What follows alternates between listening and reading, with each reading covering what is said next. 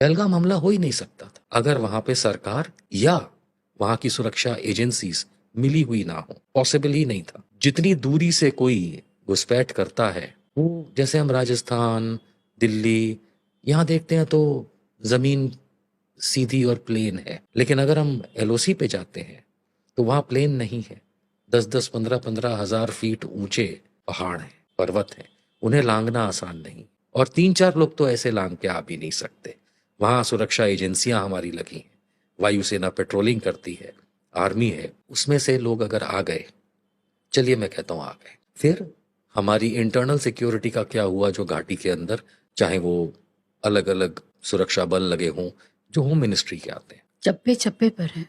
चप्पे चप्पे पर है। कश्मीर रहना मेरे लिए एक सुखद अनुभव रहा है।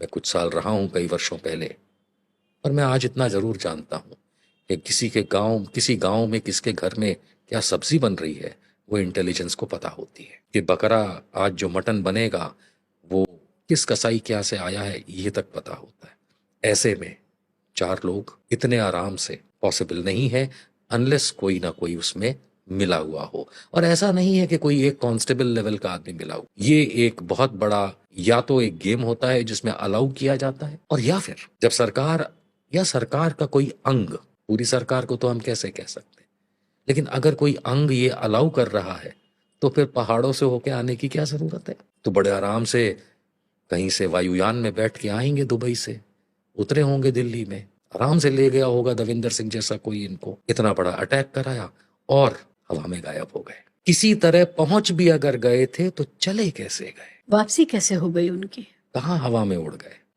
सो ये हो ही नहीं सकता जब तक बहुत बड़ा सहकार सरकार की तरफ से ना मिला हो उनको। It is just not possible.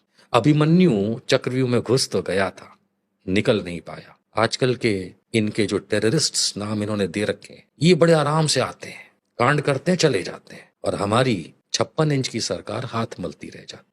अब अगर ये इतना बड़ा हादसा हुआ, 26 लोग मारे गए, सेना विफल, सिक्योरिटी एजेंसीज विफल, अजीत डोभाल विफल, अमित शाह विफल, नरेंद्र मोदी विफल, उसके बाद आप पाकिस्तान से उलझ रहे हो। पाकिस्तान से उलझना है तो टर्म्स एंड कंडीशंस सही होने चाहिए।